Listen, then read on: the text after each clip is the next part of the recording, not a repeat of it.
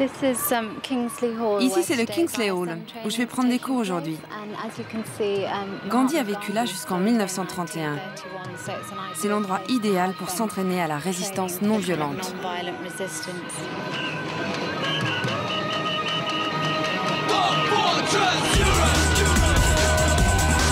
À Londres, ils sont 300 000 avec Saira à défiler contre la guerre. C'est la plus grande manifestation pacifiste depuis 1945.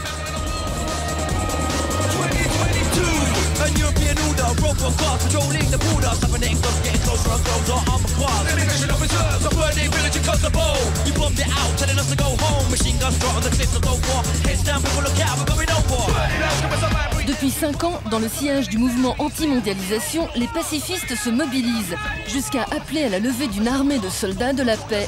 En première ligne de ce combat, l'organisation Peace Workers, président de la section anglaise, Tim Wallis. Dans les brigades pacifistes actuelles, les plus grosses équipes comptent 30 personnes au maximum. C'est déjà difficile de réunir 100 000 personnes dans les rues de Londres. Alors, 100 000 à Bagdad. Ce qu'on veut, c'est pouvoir mobiliser de 5 à 10 000 personnes. Brigade de la paix mondiale, mouvement pour la solidarité internationale ou pacifistes chrétiens, les militants sont sur tous les fronts. Colombie, Timor oriental, Haïti ou Palestine, ils se transforment en boucliers humains en s'interposant entre civils et militaires. Leur simple rôle d'observateur engagé change la donne. Jusqu'alors isolées, ces associations se réunissent ce mois-ci à New Delhi pour passer au stade supérieur, la mise en place d'une force d'interposition internationale de 5 à 10 000 pacifistes mobilisables à tout moment. Leur modèle, Gandhi. Avant son assassinat en 1949, il se battit en Inde pendant 30 ans pour la désobéissance civile et la non-violence. Il y aura un genre d'uniforme à porter. Pendant l'entraînement, on apprendra des choses très concrètes. Anticiper le danger, évaluer les risques, assurer sa sécurité, mais aussi les gestes de survie ou la lecture d'une carte. J'ai 26 ans, je travaille pour une compagnie d'énergie solaire. J'ai 20 ans, je suis étudiante. J'ai 20 ans et je suis libraire.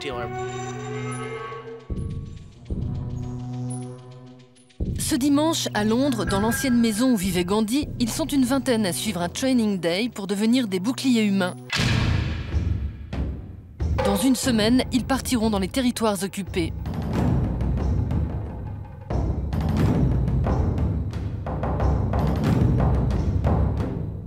La non-violence active, enseignée ici, a déjà fait ses preuves, comme en Palestine, au moment du siège du QG d'Arafat à Ramallah.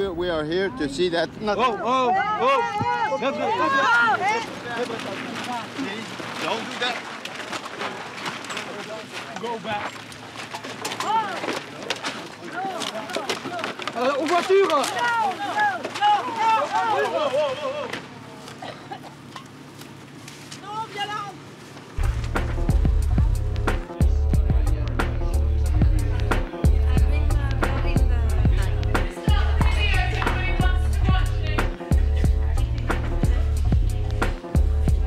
Quand j'ai dit à mon fiancé que j'allais partir, il est devenu dingue. Il m'a envoyé des tonnes de documents trouvés sur Internet qui disaient que c'était dangereux, que les touristes ne devaient pas y aller. Bien sûr que c'est dangereux. On s'est séparés à cause de ça. Membre de l'International Solidarity Movement, Saira fait partie du contingent qui a suivi le stage. À 24 ans, elle a vendu ses disques, ses livres, démissionné de son boulot de journaliste et résilié le bail de son appartement pour partir en Palestine pour 6 mois minimum. C'est sa seconde mission.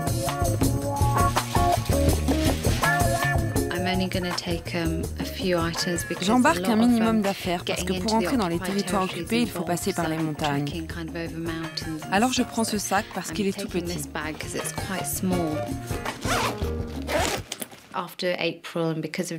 Au mois d'avril, quand j'ai vu les images de ce qui s'était passé à Jenin, j'ai réalisé que la situation avait vraiment empiré. Je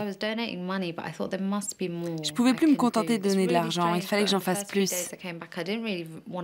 C'est bizarre, en revenant la première fois, j'avais du mal à sortir. J'avais le réflexe du couvre-feu.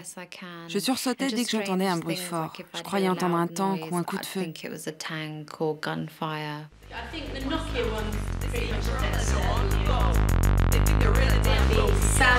Il peut y avoir des grenades. Emmenez des pantalons épais pour vous protéger des éclats.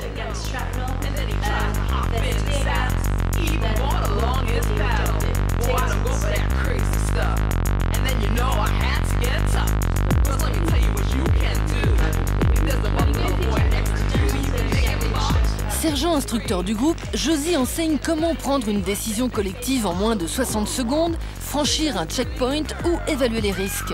On peut se faire tuer. Je ne peux pas dire que ça ne soit pas risqué. On fait attention à ne pas avoir avec nous des têtes brûlées qui pourraient mettre les autres en danger. Je pense rentrer vivant en un seul morceau. Enfin, j'espère. Est-ce que je suis prête à me mettre devant un char pour protéger des civils? J'en sais rien. Faut voir sur place. Je me dis que je suis volontaire, mais on réagit différemment quand on a peur. Même après cette journée d'entraînement, je ne sais pas exactement à quoi m'attendre. Je suis inquiète et excitée en même temps parce que je sais que là-bas, j'ai une chance d'aider concrètement. Pour ces nouveaux bataillons forgés par l'expérience de Seattle, l'action militante doit produire des résultats immédiats. À Paris, pour lutter contre des conditions de travail éprouvantes imposées à des femmes de ménage africaines, un collectif s'attaque à leur employeur, une grande chaîne hôtelière. En une journée, ils vont salir le maximum de halls d'hôtels.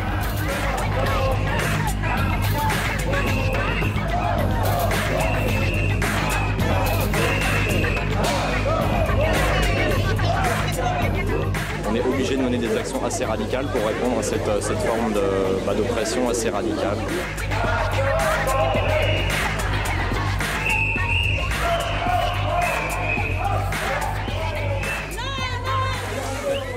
De Paris à Londres, adepte du do-it-yourself, toute une génération fait l'apprentissage de l'action concrète.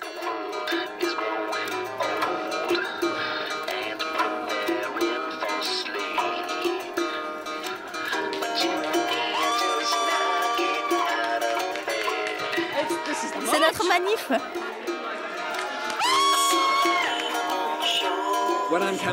Quand je manifeste contre quelque chose ici, j'ai souvent l'impression que ça sert à rien. Alors qu'être dans une ambulance et éviter par ma seule présence qu'on lui tire dessus, ça c'est concret, c'est vraiment gratifiant.